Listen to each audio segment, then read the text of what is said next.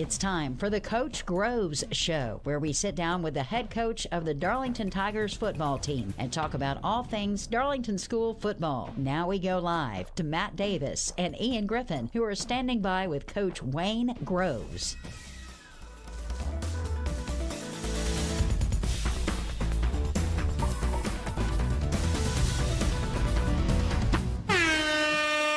Good evening, ladies and gentlemen. I had to do it. I don't know why. He can't help himself. Welcome to the Coach Grove Show. The buzzer has sounded. The horn has blown, and it's time to go. It's an air horn. We're going to talk a little Darlington Tigers football with the head Tiger himself, Wayne Groves. So it's good to be here.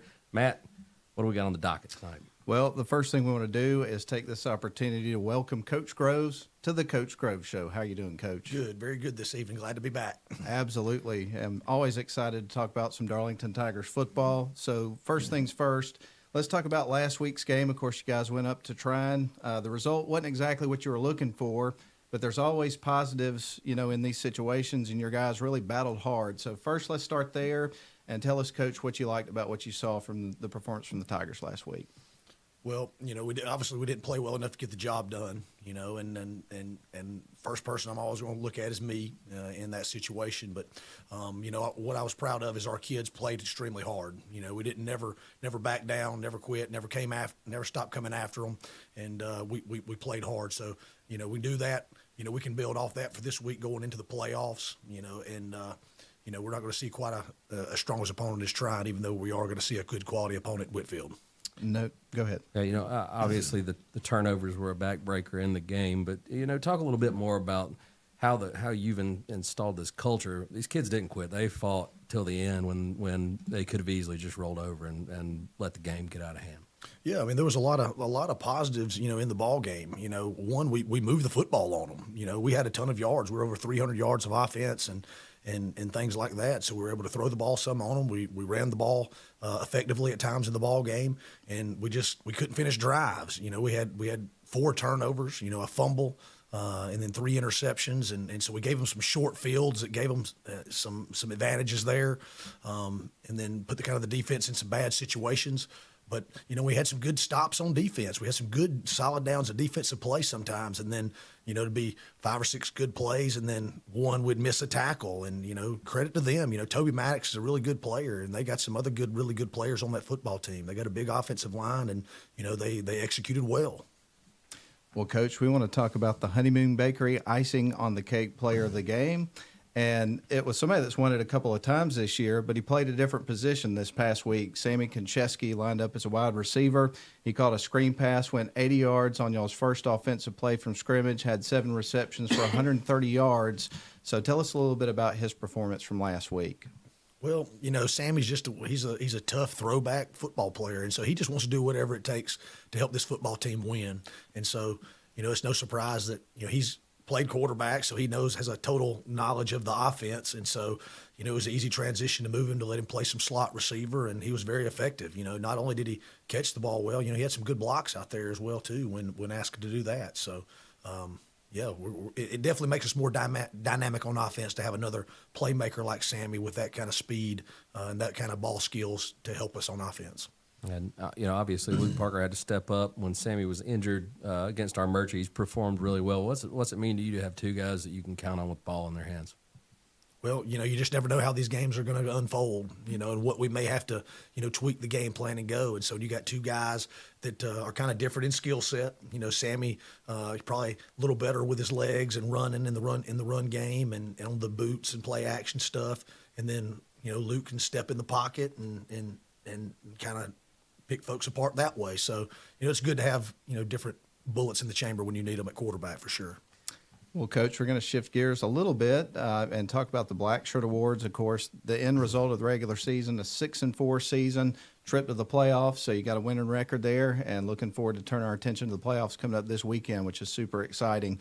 But as we get ready to wrap up this segment, Coach, tell us about this week's Black Shirt Awards. All right, the black shirts for the Trion game on offense, we went with Sammy. We just thought playing a new position and being able to go out there and be that productive he definitely needed to have that. We had some guys on the offensive line. I'd say Stephen Moore would be an honorable mention that we talked about in our coaches meeting, that blocked really well, that was physical, that's getting better. But Sammy did get the black shirt on offense. On defense, I gave 2. I thought Sam Wooten was very productive. I thought he played very physical and made had a lot of production in the ball game. And then Demarion Floyd, I thought, out there at corner, they tried to throw the ball on his side numerous times, and he's deflecting it, and he's breaking things up, and I thought Demarion made some good tackles out there as well. So Demarion gets the black shirt on defense with Sam Wooten. On special teams, McKay Rush, just about every field goal or extra point attempt, our guys are coming hard, and that's the thing, we emphasize that. That's those points there, and make or break could become an outcome in the game. So our kids have bought into that, and they come hard as all get out. And so McKay's in there. He blocked an extra point and blocked a field goal. So McKay gets the special teams black shirt. And then on Scout O, this is a kid that's going to be really – he just can't quite been good enough to break into the starting lineup, and I think he's earned some black shirts early in the year. And I had a good conversation with him last week to let him know that, hey, you are going to be a future great football player here, and we appreciate what you do on the Scout. And that's Cam Burns, and he's busting his tail always on the Scout O and D. And then Scout D, Trenton Moore got the Scout D, and he's kind of the same deal. He hadn't been quite – well, he started about 3 or 4 games due to some injuries, but he hadn't quite been able to break it back into the starting lineup since then. But he's making plays on Scout O and Scout D. And so Trenton Moore, he's a junior linebacker and receiver that's going to be a good player next year. But he's going to get the black shirt for that. And Coach, 3 phases of the game. You got your offense, defense, special teams. The special teams were, we thought, pretty darn special last Friday. So talk about that opening sequence in the second half. I mean, it looked like the Tigers were going to climb back in and make it a 4-quarter fight at that point. Yeah. So we made a little adjustment on the kickoff return. We had a kid that was blocking the wrong guy and had the wrong count in our kickoff return. So that was one of the adjustments we talked about at halftime, and we thought we could get something on them. And so they have an all-state kicker. And so, I told Talon, I said, let's just back up. I think we got something. Let's back up to the 1-yard line. And even if you have to tip it back to yourself, let's keep that thing on the field and let's see what we can get right here. And he didn't kick in the end zone. And so we fit it up. And I'm talking about it's a clinic tape. When I go to the football clinics and speak, it's a clinic tape of being able to fit up that left, what I call hammer left return. And so, Talon was able to use his speed and take it all the way, but it was perfect blocks. We didn't have one missed block on that thing, and it was fit up really nice. And then, right after that, I'm going to be aggressive. I want to keep the momentum rolling, so we decided to surprise onside kick. And so Ade kicked a really good kick there, and we got different responsibilities up there. The kids executed that, and Stuart Grigsby ended up coming up with the ball. Freshman linebacker and receiver running back Stuart Grigsby comes up with the ball, and actually their kid kind of had it in their hand, and Stuart just ripped it away from him. So, good aggressive play by Stuart. And Coach, I got to tell you, Kelly, we got a comment or two here on our Facebook Live feed. Kelly Fountain's becoming kind of a regular to your show here, and he said, "Still, John J. Groves." Just thought we'd throw that out there for you. Thanks for chiming in, Kelly. We appreciate that. Yeah, and Coach, before we end this first segment, I did want to ask you, the regular season's over. We move on to the second season, which is the playoffs. Tough loss to end the season, but what are some of the things that the building blocks that you have in building this program as a whole? This is just your first year, and it's been a successful first year. So what have you seen from your players, and how do you feel this program's moving forward? Well, we're still a fairly young team. We have a ton of underclassmen that are getting a lot of snaps on Friday night. So, just to develop that, and Darlington's got a rich tradition. They've been in the playoffs 16 straight years. And so I think, that's the bare minimum expectation when you're at Darlington. And that's the bare minimum expectation that I hold to myself. We're going to make the playoffs. And so making it for the 17th straight year, that's a big deal, especially, with how many seniors and how many players that we had to replace from last year. And so getting there, that's the thing, you're in the tournament. You're in the tournament. And I don't know, we may have seen the best team already in the tournament. And so, a few breaks here and there, that Trion game could have been a different outcome, So, we may have already seen them. So if we get to see them again, we'll be better prepared, ready for that. And so everybody's record's 0-0 now. It doesn't matter if you're 10-0. It doesn't matter if you're getting this thing. Some teams, I can't believe it, but some teams are getting in at 1-9. They won the right ball game. But, everybody's record's 0-0 now. And so if you eliminate one team, my message to the team is you eliminate 16 teams. And so we want to be in the Sweet 16. It doesn't matter how we do it. We just got to win by 1 point or more, and we'll set us up. We'll go to the Sweet 16. We can see what happens then. Man, we're just wrapping up the first segment of the show, Ian. I'm ready for Friday night. I am He's too. getting us fired up in here for some Tigers yeah. football. Well, let's see, folks. We're going to go ahead and take our first break. This is the Coach Grove Show on the WLAQ YouTube channel, also the Facebook Live feed. We appreciate you joining us, and we're going to take a break. When we come back, we're going to have the Getting to Know Coach segment of the week, and I got a feeling this one's going to be a fun one. So we're going to get to that coming up in just a couple of moments, but this is the Coach Grove Show. We'll be back. Shop for your next car, truck, or SUV at Riverside Auto Group. Check out riversideautogroup.com today to browse their selection or visit with them in person at Riverside Chevrolet Buick GMC in Rome, Riverside Toyota in Rome, and the all-new Riverside Buick GMC Cadillac in Cartersville. Locally owned and operated by the Welburn family since 1974. That's Riverside Auto Group. Visit riversideautogroup.com.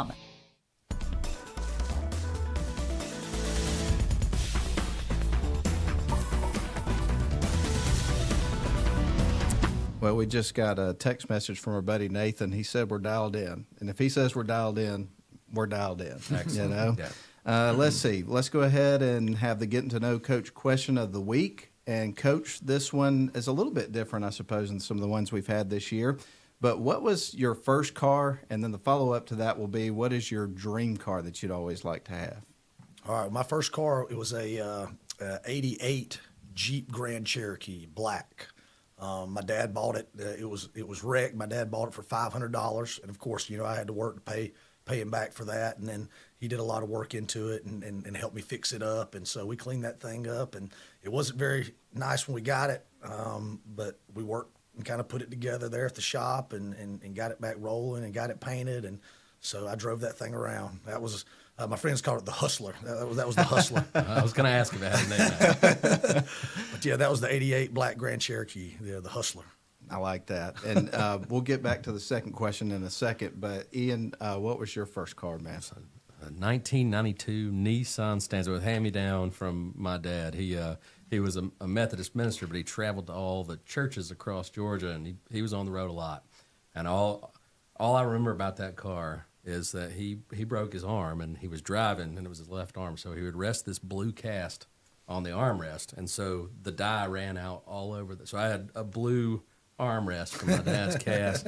But anyway, I threw all kinds of rock and roll stickers on that bad boy, and my friends dubbed it the Babe Magnet. Oh, gosh. Man, the Hustler, the Babe. What was yours called? You guys have these great nicknames for your cars. I'm going to tell you about my first one. My first one was a 1988 Dodge Dakota pickup truck. It was red, and it had these blue running lights down the sides. We did not put those on there. They were already there.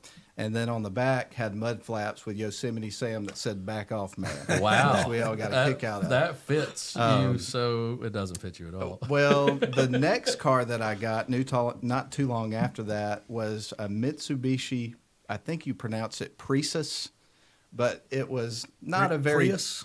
No, it's a Prius. This was long before the Prius. But anyway, so it wasn't a cool-looking car at all, and my friends called it Precious. So Okay. you guys had the Hustler, and what was yours The Babe again? Magnet. The Babe That's Magnet. right, Mine yeah. was Precious. So there you go. Nice. Thankfully, I didn't have that long, and I ended up with a Jeep Cherokee, which I really love. Well, sweet. Y'all both shared that. I had a buddy with a Jeep Cherokee who could turn the windshield wiper fluid on the back would turn around, and we would ride down Shorter Avenue when our friends were behind us. Sometimes not our friends, and you could use it like a squirt gun on the car behind you. So it was fun. But I think of the Dodge Dakota that I had, my dad's favorite feature was that it had a bunch of miles on it, and when it got up to about 50 miles an hour, the steering wheel started shaking, so you had to kind of slow down. But even though it was unintentional. Well, anything else want to cover here? I want to hear about this. What's the dream? What's the that's right. dream car? We got to go there. I like those the Dodge Challengers, the SRT Hellcats. I like those guys. I think about 800 horsepower. I think those are pretty cool. Maybe one in like a plum crazy purple. Something like that. Heck yeah. What about you, Ian? Oddly enough, I can't work on cars. I'm no good at fixing things. That's not my forte.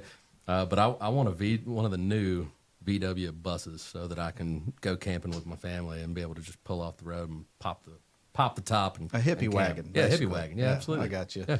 To me, it's kind of standard. I've always wanted to have a Toyota Tacoma truck, and but it's just not very practical for me to have one at this point in my life. But I love those trucks. I know everybody and their brother's got one, but I want to have one specifically in that army green color. I think it's fantastic. But anyway, yeah, nothing too exciting there, I suppose. But all right, well, that's going to put a wrap on this segment, our Getting to Know Coach segment here. We're going to take a break, and when we come back, it's going to be all about talking about the first playoff matchup coming up this week at Whitefield Academy. I know if you've never seen this before, it looks like it's Whitefield, but it's actually pronounced Whitfield. So anyway, we'll come back and talk about that. But this is the Coach Grove Show. We're glad you are with us. Shop for your next car, truck, or SUV at Riverside Auto Group. Check out riversideautogroup.com today to browse their selection or visit with them in person at Riverside Chevrolet Buick GMC in Rome, Riverside Toyota in Rome, and the all-new Riverside Buick GMC Cadillac in Cartersville. Locally owned and operated by the Welburn family since 1974. That's Riverside Auto Group. Visit riversideautogroup.com.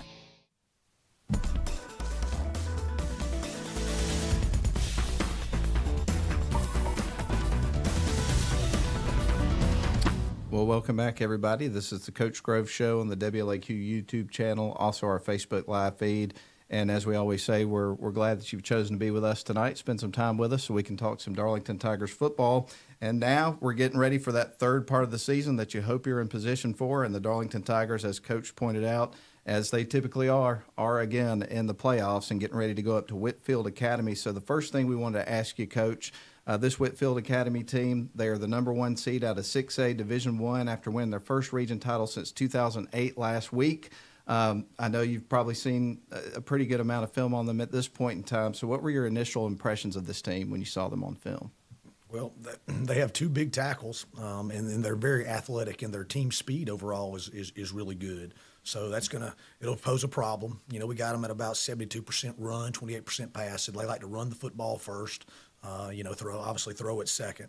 So what you're going to see out of them, formation-wise, you're going to see a lot of trips. You're going to see a lot of pistol shotgun stuff. So the quarterback, the single tailback is going to be right behind the quarterback, and that's what we call the pistol formation instead of being what normal or what you see more of is the shotgun with the back on the side. What we call sidecar of the quarterback. So you're going to see some pistol stuff. You're going to see some 11 personnel, some fullback and tight end formations.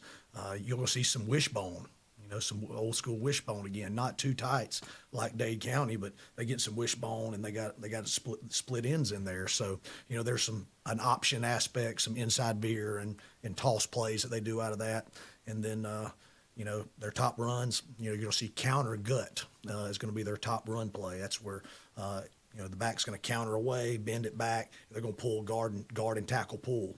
And so then you're going to see some power plays. You're going to see quarterback runs. We said that quarterback is really fast. Number 2, Callum Neese, really, I would be surprised if he's not the shortstop on the baseball team. He just seems like that kind of athletic kid.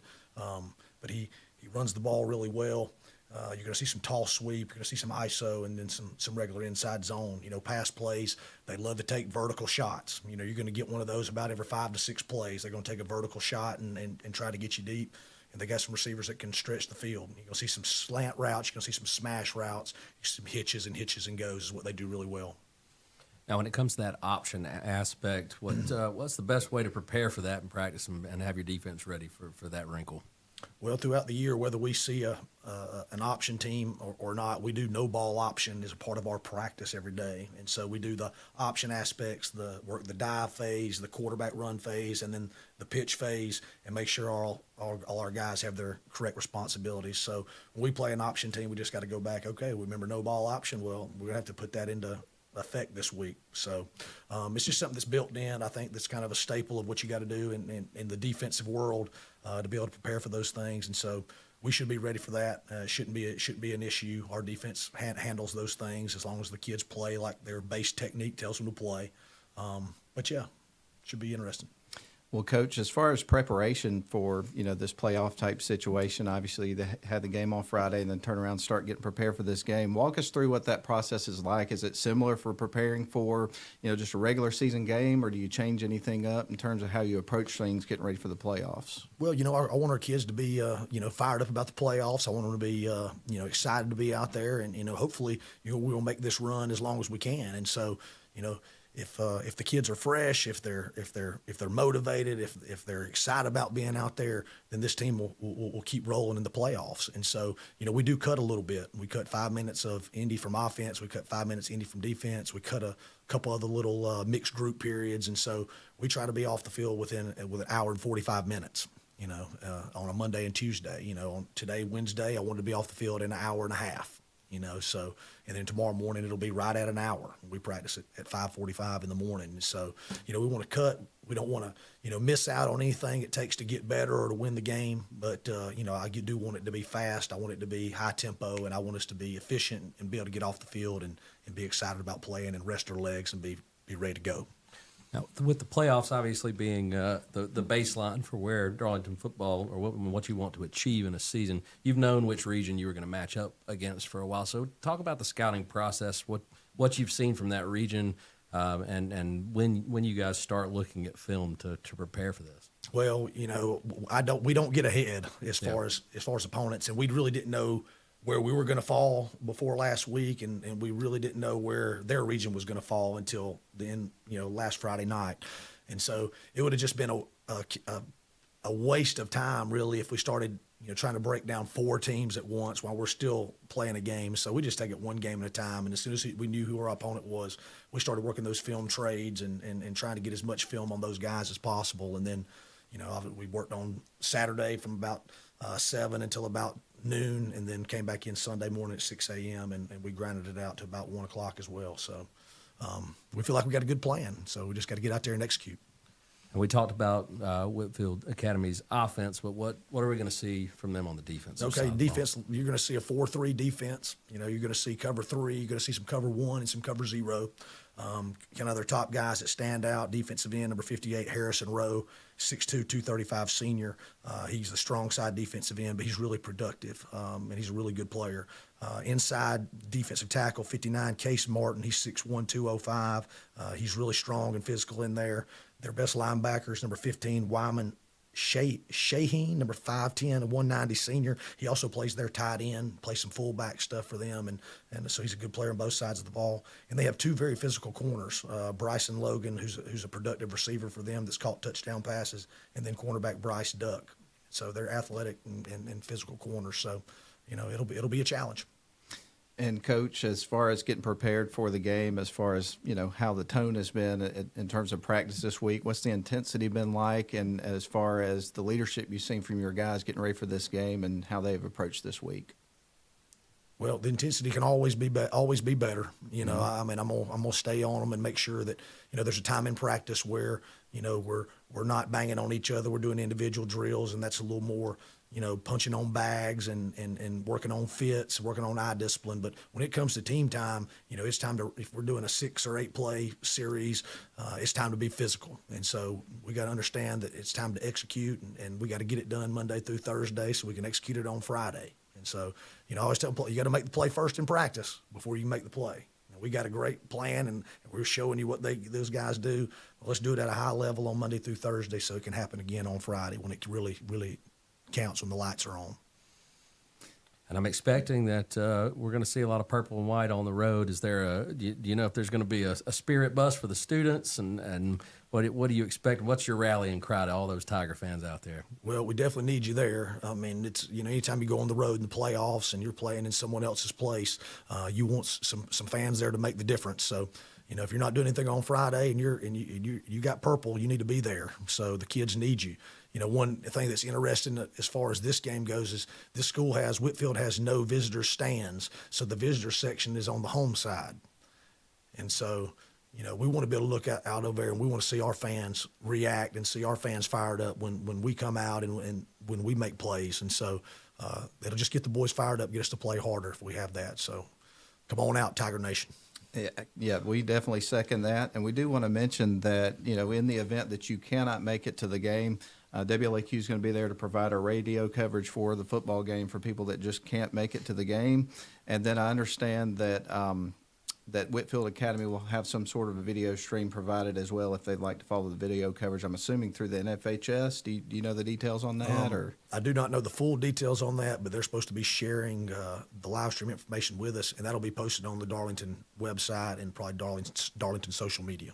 Okay, so we've got a suggestion for you there. You can mute You that. can mute that, and then you can hear your local guys on there, you go. calling the game for the Tigers. Just like we used to do with Georgia and Larry Munson. You cut the TV down, you turn Munson on. We got to get Matt Davis and Ian on the radio for the Tigers. So That's right. And I understand we may be out in the crowd, so if anybody stops by Buc-ee's, bring Matt some beaver nuggets or something. You can shower him with them. Well, and we probably won't be hard to spot because I know there's at least some chance of rain in the forecast. So we'll probably have the WLAQ Roma's listening tent set up there that we'll be under if we're outside. All right. So we'll see how that goes. But Coach, one more question, then we'll let you go. But as far as game day is concerned, and kind of walk us through game day, what that looks like for you guys and what you have prepared in terms of getting your guys ready and focused and all those sorts of things as you get ready to head down there. What does that process look like getting ready for a road game to start the playoffs? Well, as far as Friday goes, we'll have the kids. I won't get them out of school until 1:20. At 1:20, they'll leave class and they'll report to the locker room at 1:30, and we'll start our basically our pregame routine from there. Now, being a away game, that's why I get them out of school a little bit early. So we'll start passing out uniforms. We'll start passing out socks. We'll pass out travel bags, and so we'll pack our bags. We'll load those bags up. From there, we'll go to position meetings, offensive, defensive position meetings. We'll do special teams call out, special teams walkthroughs to make sure we're all locked in on special teams plan, go over reminders and tips and checks for special teams, and then we'll do an offensive and defensive walkthrough with a simulation scout look to make sure, just last minute, make sure you understand blocking rules, blocking assignments, making sure we fit run plays the correct way, make sure we're matching pass routes, their top plays correctly. And so then we'll get on the bus. We'll drive about an hour to Dallas, Georgia. We'll have our pregame meal at Jim and Nick's there.